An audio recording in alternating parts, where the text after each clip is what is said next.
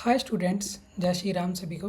Welcome back to our channel Pawan PT classes. So students, आज की जो हमारी वीडियो रहेगी वो हमारी रहेगी रीडिंग के drag and drop filling the blanks के ऊपर, जिसमें आपको ऐसी ऐसी ट्रिक्स बताई जाएंगी कि आप डायरेक्ट जो है आंसर लगा सकते हो without any grammar, without any collocation. Secret tricks आपको बताई जाएंगी जिससे कि आपके जो ब्लैंक्स हैं वो कभी भी रॉन्ग नहीं होंगे।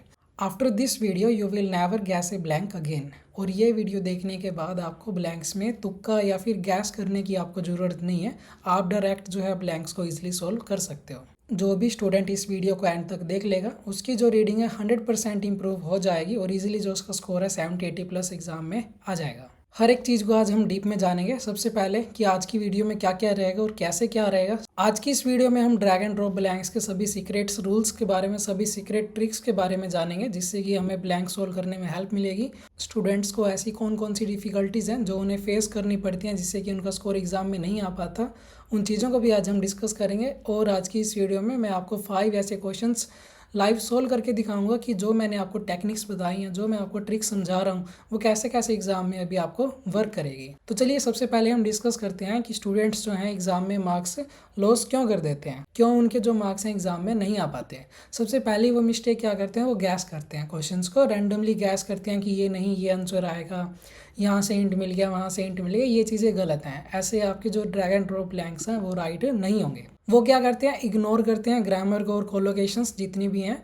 आज की इस वीडियो में डिस्कस करेंगे हम ग्रामर का, लेकिन हम ज़्यादा डिस्कस नहीं करेंगे। जो हम डिस्कस करेंगे सिंपल शॉर्टकट ट्रिक्स के अकॉर्डिंग ही हम ब्लैंक्स को सोल्व करेंगे। सबसे इंपॉर्टेंट बात, स्टूडेंट्स क्या करते हैं, नोट रीडिंग सेंटेंस फ्लो। वो सेंटेंस को रीड नहीं करते, समझते नहीं हैं कि फ्लो चल क्या रहा है, सेंटेंस में हो क्या रहा है। अगर ये सब चीज़ें आपको फिर भी नहीं पता, लेकिन आज की इस वीडियो को देखने के बाद आपके सारे के सारे जो भी कॉन्सेप्ट्स हैं रीडिंग से रिलेटेड वो आपके क्लियर हो जाएंगे। अगर आपको कॉन्टेक्स्ट की हिंदी बनानी नहीं आती, सेंटेंस आप नहीं समझ पा रहे, या ग्रामर का यूज़ नहीं करना आ रहा है, ग्रामर याद नहीं है, पैसेज टोन समझ में नहीं आ पा रहा आपको, तो हर एक चीज़ आपको प्रॉपर तरीके से आज क्लियर हो जाएगी। तो चलिए सबसे पहले हम क्वेश्चंस ओपन कर लेते हैं और जो भी हमारी सीक्रेट ट्रिक्स हैं वो कैसे कैसे एग्जाम में वर्क करेंगी, कैसे क्वेश्चंस में अप्लाई होती हैं, वो सभी हम लाइव अभी देखते हैं।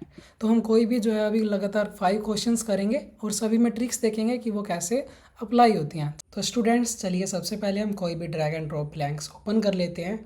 तो आज की इस वीडियो में सबसे पहले हम एक ईजी क्वेश्चन ट्राई करेंगे, फिर हम मीडियम क्वेश्चन ट्राई करेंगे और फिर लास्ट में हम 3 हार्ड क्वेश्चन ट्राई करेंगे, ताकि आपको जो ट्रिक्स हैं, जो टेक्निक्स हैं वो प्रॉपर तरीके से जो है क्लियर होती रहे कि जो ट्रिक्स हैं वो कैसे काम करेंगी। तो चलिए सबसे पहले कोई भी हम प्रिडिक्शन में से एक ईजी क्वेश्चन देख लेते हैं। सो ये हमारे पास ईजी क्वेश्चन है, फिंगरप्रिंट्स।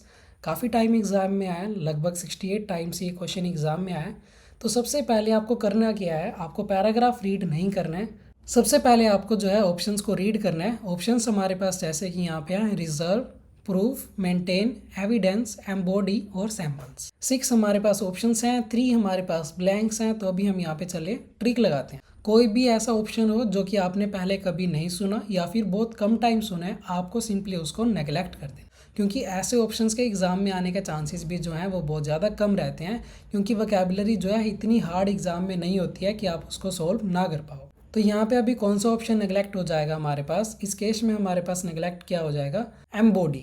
काफ़ी कम टाइम हमने सुना हुआ है ये, और आप में से काफ़ी ऐसे स्टूडेंट होंगे जिन्होंने बहुत कम बार ये सुना होगा या फिर पहली बार सुना होगा। तो एम्बॉडी को हम कर देते हैं कट। ऑप्शंस हमारे पास रह जाते हैं रिजर्व, प्रूफ, मेंटेन, एविडेंस और सैंपल्स। अभी हम ब्लैंक को ट्राई करते हैं। सबसे पहले रीड करते हैं, fingerprints can dash that a suspect was actually at the scene of a crime. कि ये जो डैश है, ये जो सस्पेक्ट है, वो किससे मिल रहा है, वो क्राइम से है। कि ये जो सस्पेक्ट है इसका संबंध कुछ ना कुछ तो है इस क्राइम सीन से। तो वो हमें कैसे पता लगता है, फिंगरप्रिंट से पता लगता है। तो फिंगरप्रिंट्स क्या करते हैं, क्या करते हैं, फिंगरप्रिंट्स करते हैं प्रूफ। और कैन के बाद वैसे भी V1 आनी थी हमारे पास यहाँ पे। तो फिंगरप्रिंट्स क्या करते हैं, प्रूव करते हैं कि that a suspect was actually at the scenes of a crime. As long as humans entered a crime scene, there will be traces of DNA. जैसे जैसे ह्यूमंस अभी क्राइम सीन में एंटर हो रहे हैं, वैसे वैसे क्या हो रहा है, there will be traces of DNA. DNA can help the police to identify an individual to crack a case. DNA से क्या पता लग जाता है कि हम उसको इजीली ट्रैक कर सकते हैं कि ये DNA जो है वो इन पर्सन्स का है या फिर इसके फैमिली मेम्बर्स का है। जो DNA रहता है वो सेम रहता है। तो यहाँ पे क्या है अभी आगे, एन इंस्टीट्यूट इन लंदन, एक इंस्टीट्यूट है लंदन में can help dash A DNA database. जो डीएनए के डाटाबेस होते हैं वो हमारी हेल्प करता है, किस चीज़ में हेल्प करता है, डीएनए के डाटाबेस को डैश करने में, क्या करने में, reserve, maintain, evidence, samples. DNA के डाटाबेस को डैश करने में हेल्प करता है, क्या करने में हेल्प करता है, मेंटेन करने। तो आपको जो है वो आंसर ऐसे ही मिलेंगे।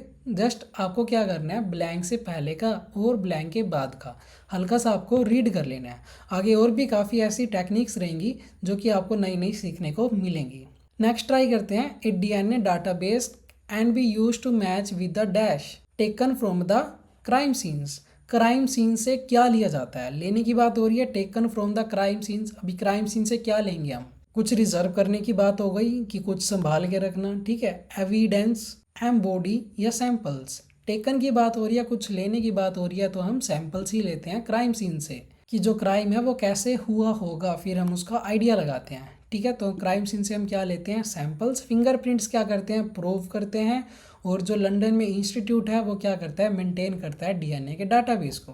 नेक्स्ट क्वेश्चन ट्राई करते हैं हम, मीडियम क्वेश्चन अभी, और काफ़ी टाइम एग्जाम में आए, लगभग 52 टाइम्स जो है ये क्वेश्चन एग्जाम में आया। सबसे पहले ऑप्शन को रीड करते हैं, चैलेंज, डिजाइनिंग, प्रोग्रेसिवली, स्पेंडिंग, सब कॉन्टिनेंट, लाइफ टाइम और कैटेगरी।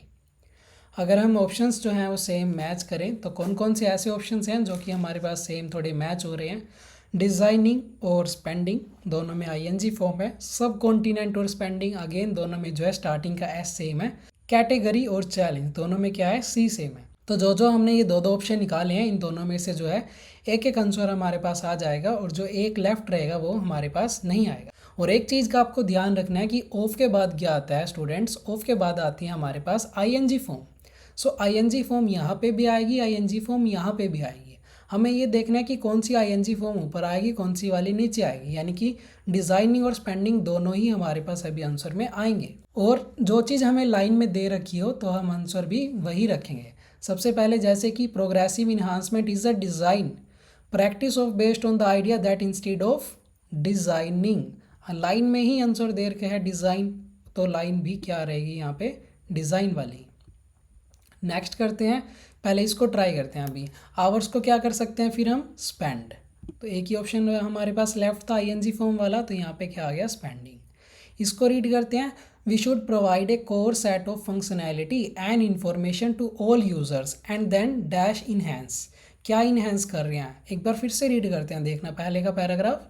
प्रोग्रेसिव इन्हांसमेंट, क्या बात हो रही है इन्हांस की, प्रोग्रेसिवली इन्हांस, प्रोग्रेसिव इन्हांस, तो क्या आ जाएगा आंसर में, प्रोग्रेसिवली इन्हांस, क्योंकि ऑलरेडी ये गिवन है।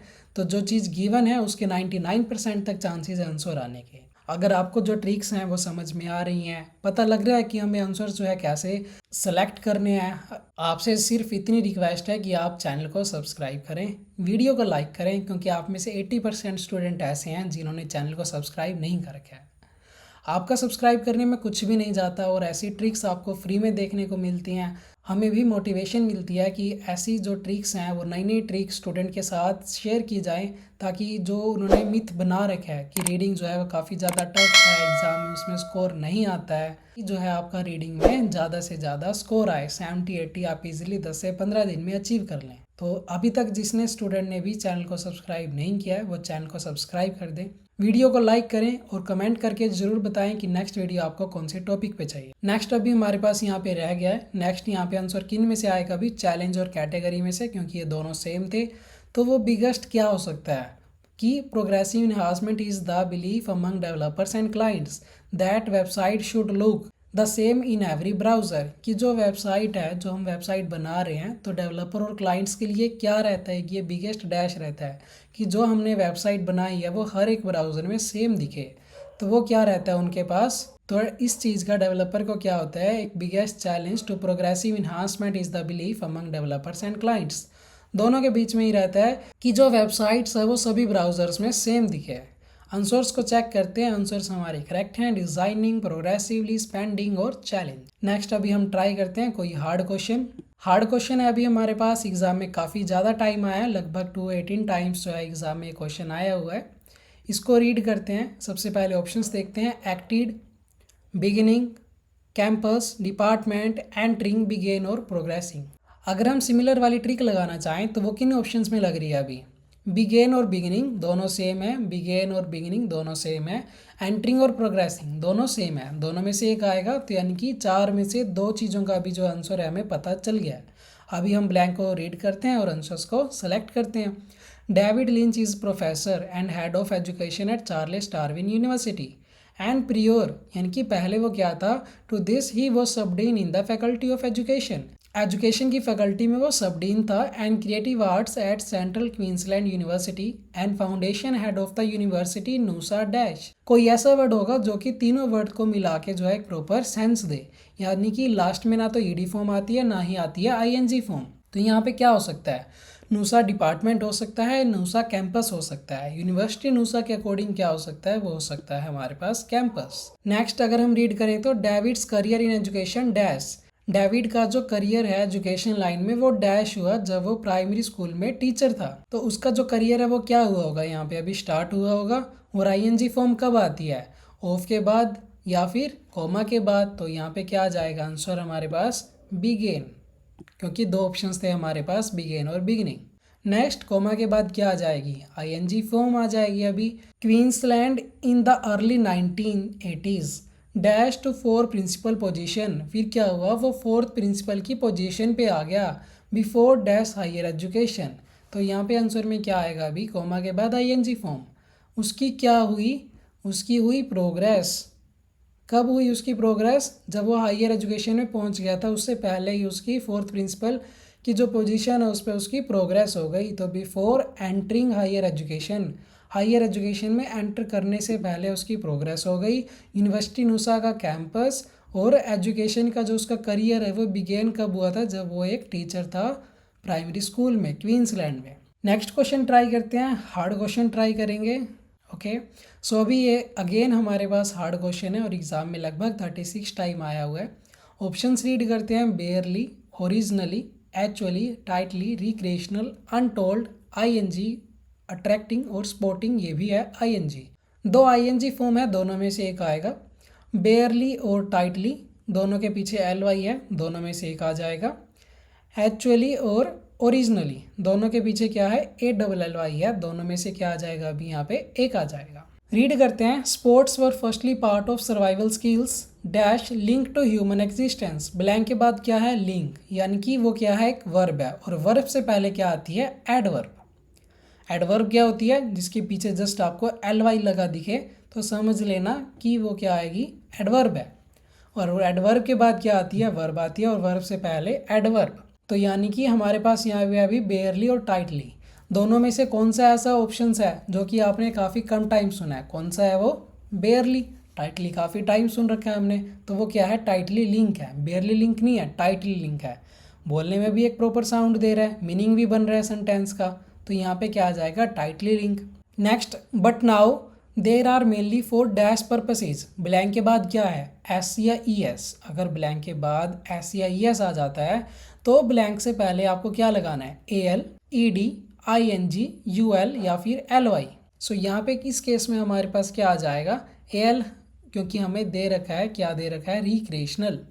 तो यहाँ पे अभी क्या आ जाएगा, recreational purposes and enjoyment. For example जैसे कि swimming, hunting and fishing were dash necessary for foods but, लेकिन, टुडे, आज, दे have evolve into popular competitive sports. अब यहाँ पे क्या है, बट आ गया, तो इससे बाद जो बात हुई है उसका अपोजिट जो है पहले यहाँ पे आंसर में आएगा। अभी यहाँ पे बट के बाद क्या बात हो रही है, टुडे की, आजकल। और एक और चीज़ हमें पता है कि एक्चुअली और ओरिजिनली दोनों में पीछे ALLY है, दोनों में से एक चीज़ जरूर आएगी हमारे पास। सो वो एक चीज़ यहाँ पे कौन सी आएगी, अब यहाँ पे आएगी ओरिजिनली। इसका हिंट मैंने आपको दिया है क्योंकि यहाँ पे क्या दे रखा है, but today they have evolve in popular competitive sports. Some of them are actually seen as global competition that's millions of spectators.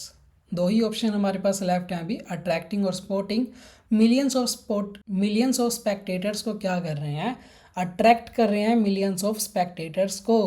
Some of them are actually seen, कुछ को जो है देख लिया गया है एज ग्लोबल कंपटीशन, और क्या कर रहे हैं, अट्रैक्ट कर रहे हैं मिलियंस ऑफ स्पेक्टेटर्स को। कुछ ने देख लिया, कुछ क्या कर रहे हैं, अट्रैक्ट कर रहे हैं मिलियंस ऑफ स्पेक्टेटर्स को। क्या आंसर आ जाएगा, टाइटली लिंक्ड, एडवर्ब के बाद वर्ब आ गई, रिक्रिएशनल पर्पसेस, SEAS से पहले AL आ गया, ओरिजिनली नेसेसरी किसके अकॉर्डिंग आया है, बट टुडे के अकॉर्डिंग आया। लास्ट में अट्रैक्टिंग और स्पोर्टिंग में से एक आना था, हमारे पास आ गया अट्रैक्टिंग। नेक्स्ट ट्राई करते हैं लास्ट क्वेश्चन। ये क्वेश्चन भी जो है हार्ड है और एग्जाम में 87 टाइम्स आया है। सबसे पहले ऑप्शंस रीड करते हैं। Genes, up chance, migrating, warmer, species, quantity of और ट्रैवलिंग। अगर हम सेम देखें तो हमारे पास है जीन्स और स्पीसीज और माइग्रेटिंग और ट्रैवलिंग। तो ट्रैवलिंग कहाँ पे आएगा, कॉमा के बाद। आईएनजी फॉर्म कहाँ पे आएगी, कॉमा के बाद। तो इधर जो है या फिर ट्रैवलिंग होगा या फिर होगा माइग्रेटिंग। तो ट्रैवलिंग का मतलब क्या होता है, ट्रैवल करना, यानी कि move during this time south word from north west breeding. इधर से उधर की बात हो रही है, तो क्या आएगा आंसर यहाँ पे, ट्रैवलिंग।